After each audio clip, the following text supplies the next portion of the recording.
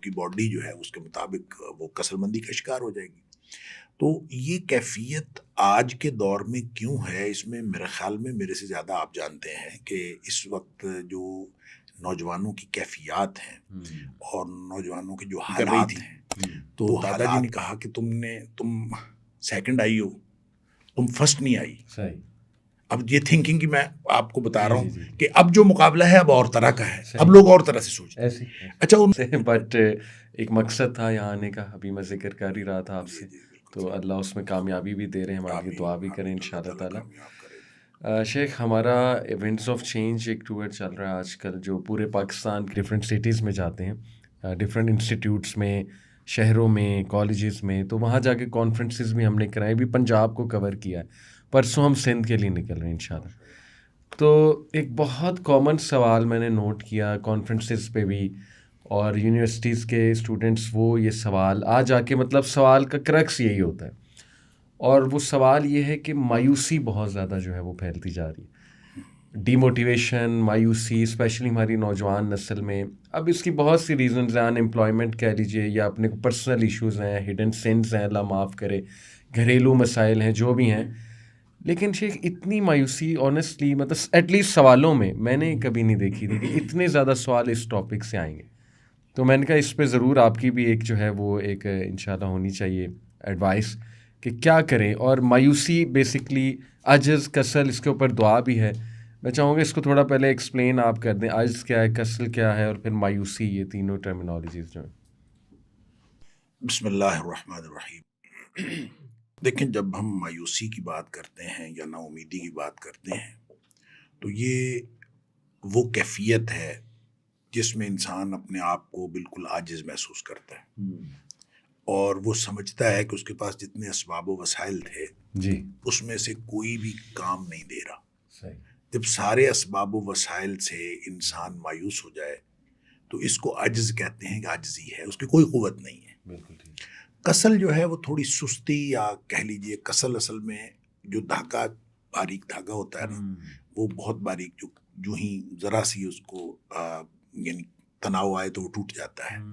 تو وہ اس کو جو ہے نا یعنی کسل مندی کہتے ہیں یا کسل کہتے ہیں، کہ انسان جو ہے وہ بالکل مایوسی کے اس آخری سٹیج پہ پہنچا ہوتا ہے کہ اس کے اندر کسی طرح کی ایکٹیویٹی نہیں ہوتی، اس کا نہ مائنڈ ایکٹیو رہتا ہے، نہ اس کی باڈی ایکٹیو رہتی ہے. اس کے جتنے یعنی اعضائے رئیسہ ہیں وہ کام کرنا چھوڑ جاتے ہیں، اور وہ بالکل آدمی انسان کمزور ہو جاتا ہے. تو یہ کیفیت ہے. اب ان دونوں کیفیتوں کا ظاہر ہے ایک دوسرے کے ساتھ بڑا گہرا تعلق ہے. جب آپ کا ذہن جو ہے وہ مایوس ہوگا تو آپ کی باڈی جو ہے اس کے مطابق وہ کسل مندی کا شکار ہو جائے گی.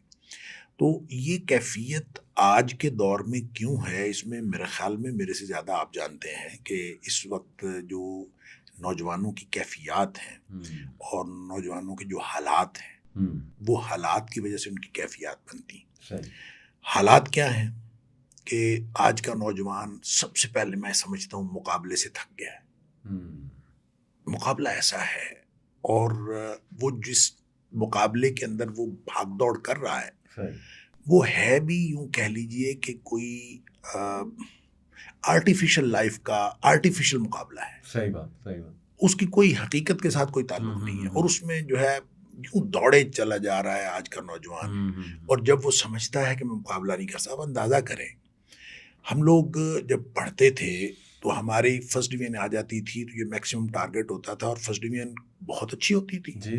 اور میں نے مثلاً ایم اے میں نے گولڈ میڈل لیا پنجاب یونیورسٹی سے، اور گولڈ میڈل میں مجھے میرے جو مارکس تھے وہ 73% تھے. 73% مارکس میں نے ایم اے اسلامیات میں گولڈ میڈل لے لیا. اب صورتحال یہ ہے کہ 80% مارکس تو کوئی مارکس ہی نہیں نا. اب یعنی صورتحال ایسی ہے کہ 80% نمبر آ جاتے ہیں تو وہ تو کچھ بھی نہیں کہلاتے، پھر 90% ہیں، پھر 95% ہیں، اور بچے جو ہیں وہ 97% نمبر لے کے بھی مایوس گھر لوٹتے ہیں کہ دوسرے کے 98% آ گئے، اور جس نے 98 لیے ہیں وہ مایوس گھر لوٹتا ہے کہ دوسرے کے 99% آ گئے. تو یوں یہ جو مقابلہ ہے نا، اس کے اندر اب یعنی کہہ لیجیے آرٹیفیشل لائف کا ایک آرٹیفیشل مقابلہ ہے.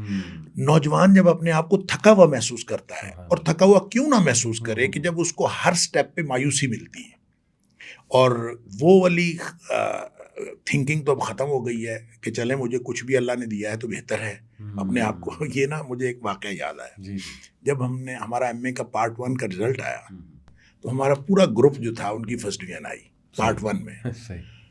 ایک ہمارا دوست تھا, اب وہ اس دنیا میں بھی نہیں رہا, اللہ تعالیٰ ان کی مغفرت فرمائے, تو اس کی سیکنڈ ڈویژن آئی. اچھا, ہم سب لوگ جو ہیں وہ اس کے پاس گئے اظہار ہمدردی کے لیے کہ اس کے ساتھ اظہار ہمدردی کریں کہ آپ کے نمبر کم آئے, یعنی اس کی سیکنڈ ڈویژن آئی, ہم سب کی فرسٹ ڈویژن آئی. تو وڈ یو بلیو کہ ہم ان کے پاس بیٹھے تھے, تو اس نے مختلف لوگوں کے بارے میں پوچھا, فلاں کے کتنے نمبر ہیں, فلاں کے کتنے نمبر ہیں, فلاں کے کتنے نمبر ہیں. اچھا, جن کے بارے میں وہ پوچھ رہا تھا ان کے نمبر اس سے بھی کم تھے. اچھا, اس نے وہاں پھر ایک شعر پڑھا جو مجھے آج تک یاد ہے. اس نے کہا, یہ بھی کیا کم ہے کہ میرے جلتے ہوئے گھر کا دھواں, یہ بھی کیا کم ہے کہ میرے جلتے ہوئے گھر کا دھواں تیرے ایوان کی فصیلوں سے ذرا اونچا ہے. زبردست, بالکل ٹھیک. یعنی اس کو نا, یعنی اس نے بالکل اس میں ایسا ذرا بھی اس نے افسوس نہیں کیا. اس نے کہا بھی اس سے بھی میرے نمبر زیادہ ہیں, اس سے بھی میرے نمبر زیادہ ہے. یہ پازیٹیو تھنکنگ ہے. اور اب جو مقابلہ ہے وہ نیگیٹو تھنکنگ کا مقابلہ ہے. لوگ یہ سوچتے ہی نہیں کہ میرے نمبر اس سے زیادہ ہے. ہماری ایک بھتیجی ہوا کرتی تھیں, اور اللہ بخشے وہ بعد میں وہ ینگ ایج میں فوت ہو گئی.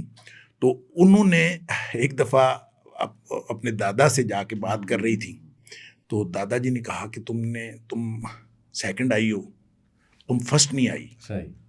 اب یہ تھنکنگ کی میں آپ کو بتا رہا ہوں کہ اب جو مقابلہ ہے اب اور طرح کا ہے, اب لوگ اور طرح سے سوچتے ہیں. اچھا, انہوں نے کہا کہ تم فرسٹ نہیں آئی, تم سیکنڈ آئی ہو, تو وہ اپنی طرف سے گویا اس کو یعنی اس طرح سے تحریک دے رہے ہیں کہ یہ فرسٹ آنے کی کوشش. وہ کہتے ہیں, ابا جان یہ جو سیکنڈ ہوتا ہے نا یہ فرسٹ کے ساتھ ہی ہوتا ہے. اچھا, یعنی چھوٹی بچی تھی, اس نے کہا فرسٹ کے ساتھ ہی تو سیکنڈ ہوتا ہے.